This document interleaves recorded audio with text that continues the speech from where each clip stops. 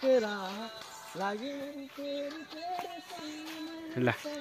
मेरो भदा बाबु ठुलो बाबु हुन् चाहिँ हामी चाहिँ यसो आज बर्दिया राष्ट्रिय निकुञ्जतिर हरियो वन नेपालको धन भन्ने सबैलाई थाहा छ होइन। बर्दिया राष्ट्रिय निकुञ्जको ठुलो एकदमै घना जङ्गलतिर हामी घुम्न गइरहेको छु।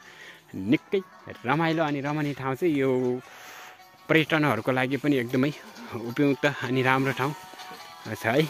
र हाम्रो नेपाली दाजुभाइ दिदीबहिनीहरू जो कोही अब बजारतिर ठुल्ठुलो सहरतिर जानुहुन्छ घुम्न, त्यसको ठिक विपरीत बनाएर हाम्रो यो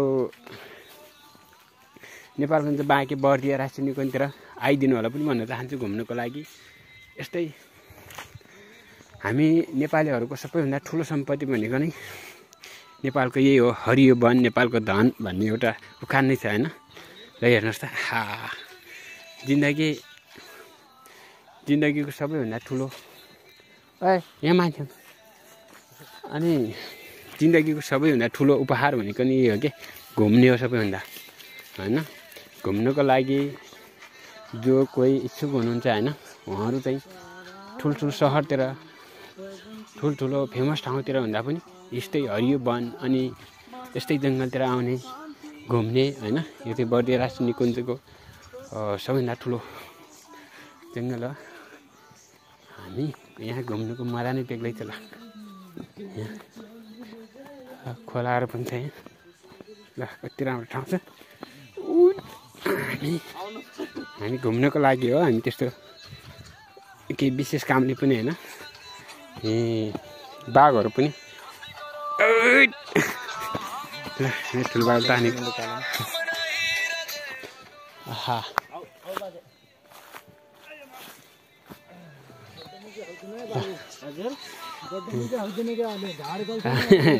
हुन्छ हुन्छ बुवा चाहिँ अब के अब गाई भैँसी केही लक्ष्मीलाई घाँस ल्याउन आउनुभयो कि जस्तो लाग्छ। हेर्नुहोस् हामी चाहिँ यहाँ निकै फेमस ठाउँ छ, त्यही ठाउँमा जाँदैछु। एकदमै घना जङ्गल, यहाँ बाघ निकै बाघहरू हात्तीहरू छन्, गैँडाहरू पनि प्रशस्त मात्र पाउँछ अरे यहाँ। त्यसैको खोजीमा भन्दा पनि हामी देख्यो भने भिडियो पनि बनाउनुपर्छ होइन। मलाई चाहिँ जिन्दगीको सबैभन्दा ठुलो उपहार अनि जिन्दगीको सबैभन्दा अमूल्य, जीवनकै सबैभन्दा ठुलो चाहिँ के सोध्छ भने यस्तै के होइन, यस्तै जङ्गलतिर अनि घुम्नुको मजा होइन। अनि एक्लै होइन भ्लगहरू बनाउनुको मजा होइन। अब साथीभाइहरूसँग बसेर आनन्दले बसेर अनि गफसफ गर्नुको मजा बेग्लै नै हुन्छ होइन। त्यसैले हामी चाहिँ ल हेर्नुहोस् यहाँ चाहिँ आहा कति राम्रो ठाउँ। यहाँ चाहिँ अगाडि घाँसहरू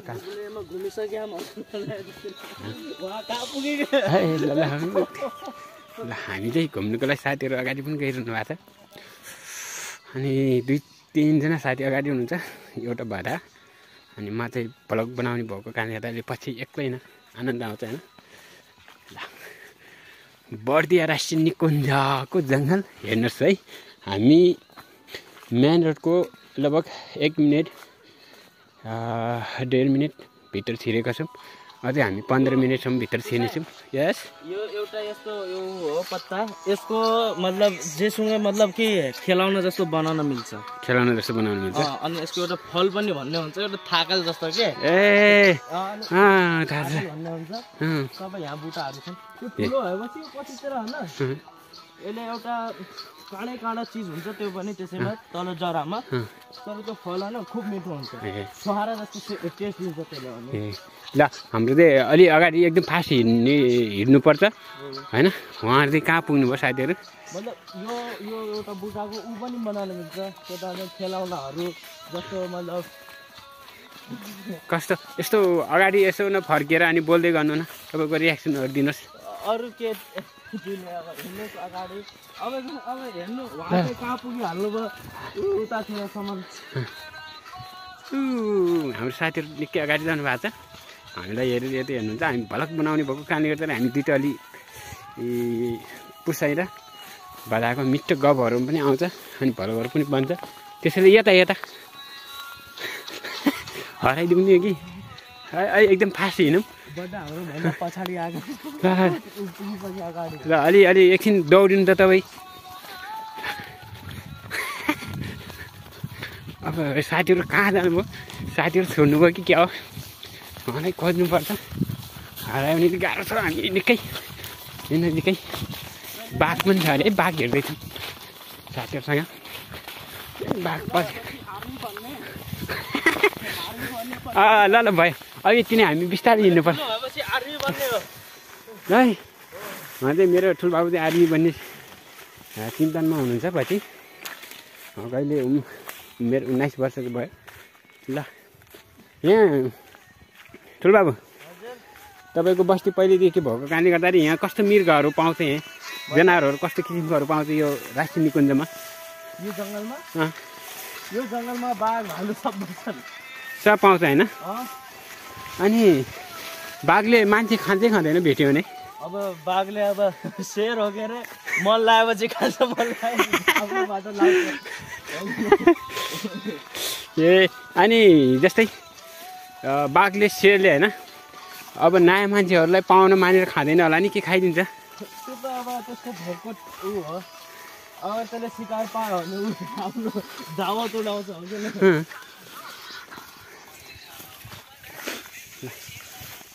अब यसो 6 मिनट चाहिँ मेरो भिडियो भइरहेको छ भने अब तपाईँ यसो न बोलेर होइन मैले तपाईँको लागि बनाइरहेको छु भने तपाईँले मेरो लागि बनाइदिनु नि त। यसो न बोलेर होइन मेरो पुस्ता यस्तो उस्तो हामीले यसरी घुम्न आइरहेको छु उहाँलाई घुमाउनु ल्याइरहेको छु भन्नु न। अलिक बिस्तारै जाउँ त्यहाँ उनीहरूलाई देखाउनु हुँदैन।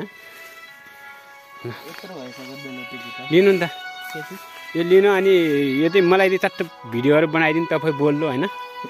तपाईँको रियाक्सन जस्तो आउँछ त्यस्तै कि त्यसोले म अगाडि जान्छु होइन। त्यस्तै है अब क्लिक गरौँ बिचमा क्लिक गरौँ। म यहाँ ल्याएको छु आफ्नो पुसाइलाई।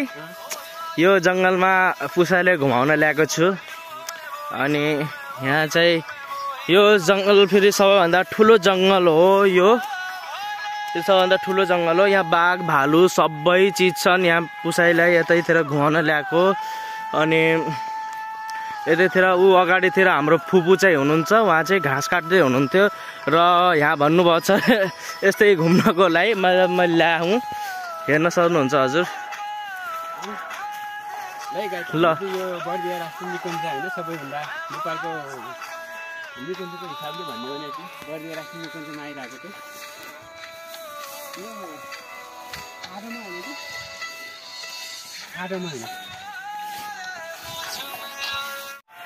ल हेर्नुहोस् म यहाँ पुसाइले ल्याएको छु। यो जङ्गल ठुलो जङ्गल हो र यहाँ बाघ भालु सबै चिज हुन्छन्। यता चाहिँ फुपू चाहिँ यहाँ घाँस काट्न चाहिँ आउनुभयो। उहाँ चाहिँ अगाडि पुगिसक्नु भएको छ। ल यो भिडियोमा चाहिँ हाम्रो पुसाइ 2 लाइन बोलिदिनुहोस् त। यो चाहिँ नेपालको बर्दिया राष्ट्रिय निकुञ्जभित्र पर्छ जङ्गल चाहिँ। हामी चाहिँ अब खाजु र भदा चाहिँ हामी चाहिँ घुम्न आइरहेको छ होइन। जति हेऱ्यो त्यति नै आनन्दित ठाउँ छ यहाँ चाहिँ।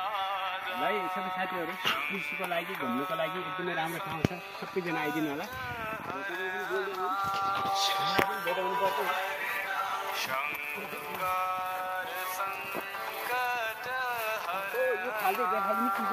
यो यसलाई भन्छन् बेल भन्छन् है। यो खान मिल्छ।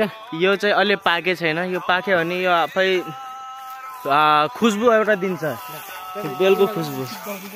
ल ल ल पुगौँ चाँडै।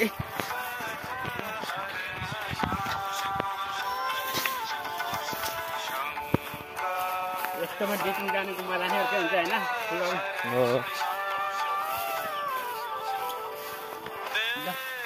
अनि यो बर्दिया राष्ट्रिय निकुञ्जमा सबैभन्दा ठुलो मृगहरू पाउने ठाउँ होइन। बोल्नु नि तपाईँ। ल हेर्नुहोस् हामी पुग्दैछौँ है। यत्रो बेरसम्म हिँड्यौँ तर अझैसम्म हामी पुगेको छैनौँ। अब कहाँ चाहिँ घाँस काट्ने हो नि यो चाहिँ थाहा छैन। अब यहाँ चाहिँ अब यहीँबाट हिँड्दा हिँड्दा अलिअलि घाँस काटिरहेछन् सबैले। अब अनि हामी चाहिँ अझैसम्म हिँडिरहेछौँ। अब अझैसम्म हिँडिरहेछौँ, अझै चाहिँ पुगेको पनि छैनौँ। ल के गर्दै हो के गर्दै हो के गर्दै हो हेर्नुहोस् त यो